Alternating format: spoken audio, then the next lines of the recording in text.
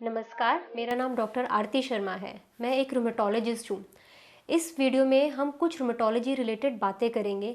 Rheumatologist किस तरीके के पेशेंट्स देखते हैं, क्या क्या बीमारियाँ होती हैं, और हम इसमें गठिया बाई नामक एक बीमारी के बारे में भी बात करेंगे। सबसे पहले लोग पूछते हैं रूमेटोलॉजिस्ट होते कौन है, क्या ये सिंपल ऑर्थोपेडिशियन जैसे होते हैं? तो ऑर्थोपेडिशियन और रूमेटोलॉजिस्ट में एक बेसिक डिफरेंस होता है। जो ऑर्थोपेडिशियंस होते हैं वो ज़्यादातर सर्जरी रिलेटेड काम करते हैं, और जो रूमेटोलॉजिस्ट होते हैं वो मेडिसिन्स देते हैं, वो ऑपरेशंस नहीं करते हैं। रूमेटोलॉजी में अलग अलग तरीके के गठिया आते हैं, जो कि गठिया का मतलब होता है कि जोड़ से संबंधित दिक्कतें जो आती हैं। हम आज इस वीडियो में बात करेंगे गठिया बाई के बारे में, जिसको हम रूमेटॉइड आर्थराइटिस कहते हैं अपनी लैंग्वेज में। तो गठिया बाई किस तरीके का होता है, क्या क्या लक्षण होते हैं, क्या इलाज होता है, उस सब के बारे में हम आज बात करेंगे। तो गठिया बाई एक तरीके की बीमारी है जो कि आपके हाथ के जोड़ों को असर डालती है।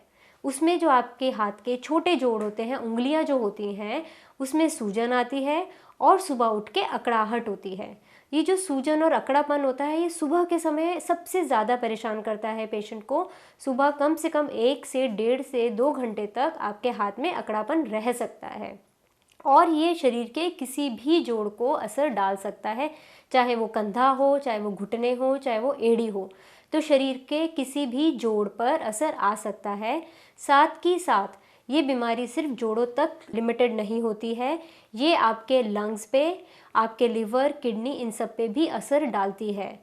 अगर हम इसका सही समय पर इलाज कराएं तो ये बीमारी वहीं पर रुक सकती है और आगे आपके इंटरनल ऑर्गन्स को असर नहीं करती है।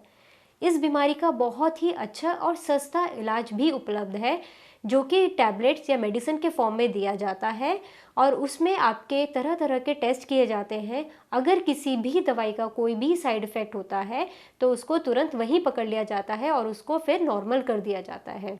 अब हम देखते हैं कि ये बीमारी होती क्यों है। क्या ये किसी इन्फेक्शन की वजह से होती है, ये किस कारण होती है, किसी प्रकार के खाने की वजह से होती है? तो नहीं, ये आनुवांशिक होती है। ये आपके जीन्स के अंदर होती है। अगर ये आपके किसी फैमिली मेम्बर को है, या आप ऐसे भी हो सकता है कि आप अपनी फैमिली में पहले एक मेम्बर हो जिनको ये बीमारी शुरू हुई हो, तो ज़रूरी नहीं कि आपकी फैमिली हिस्ट्री हो, आप पहले भी पेशेंट हो सकते हो अपनी फैमिली के अंदर, बट ये ज़्यादातर जेनेटिक होती है। हाँ, मगर ये उभर के सामने तब आती है जब आपके शरीर में कोई इन्फेक्शन हो या आपकी बॉडी की इम्यूनिटी कम हो, तब ये बीमारी एकदम सामने आ जाती है। अब लोग अक्सर ये पूछते हैं कि खाने पीने में भी कोई परहेज़ होता है, या फिर गठिया होता क्यों है या बढ़ता क्यों है? क्या ये लाइलाज है? क्या ज़िंदगी भर दवाइयाँ लेनी पड़ती है? तो इसका एक ही उत्तर है कि हाँ, दवाइयाँ उपलब्ध है। जब दवाइयाँ उपलब्ध होती है तो हम उसको कभी भी लाइलाज नहीं कहते हैं। इसका मतलब ये है कि दवाई लो, बट दवाइयाँ जो होती हैं वो हमें लंबे समय लेनी पड़ती हैं, उसको बीच में रोका नहीं जा सकता। जैसे जैसे बीमारी ठीक होती है उसके आधार पर हम दवाइयों को कम कर देते हैं, या अगर बीमारी बढ़ती है तो हम दवाइयों को बढ़ा देते हैं। बट हाँ, इसका बहुत ही ज़्यादा अच्छा इलाज उपलब्ध है। जहाँ तक खाने पीने का संबंध है, इसमें आपको ज़्यादा बदलाव करने की ज़रूरत नहीं होती है।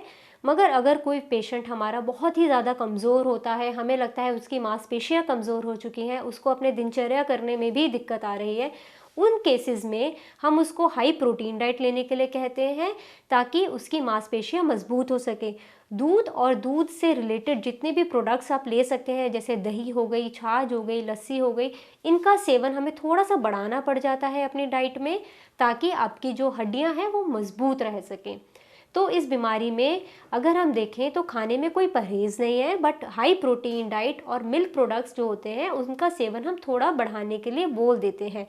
बट अगर किसी भी मरीज़ को किसी एक पर्टिकुलर खाने से कोई दिक्कत बढ़ जाती है गठिया में, उन्हें लगता है कि सूजन बढ़ गई या अकड़ापन बढ़ रहा है, जैसे कि कई मरीज़ बोलते हैं छोले राजमा खाने से दिक्कत बढ़ रही है, तो उस मरीज़ को वो चीज़ों का सेवन कम कर देना चाहिए या बंद कर देना चाहिए अगर उनका गठिया उससे बढ़ रहा है।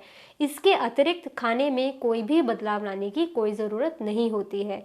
तो इसका मतलब ये बीमारी लाइलाज नहीं है, खाने में कोई परिवर्तन की ज़रूरत नहीं है, और इसका इलाज थोड़ा लंबे समय चलता है। अब बात आती है कि हम कैसे मान लें कि ये बीमारी आगे पूरी फैमिली में ट्रांसफ़र नहीं होगी।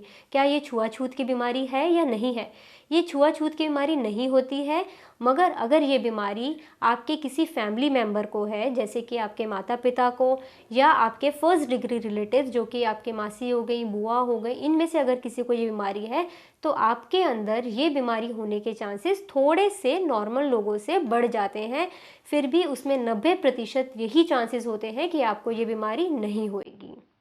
Thank you.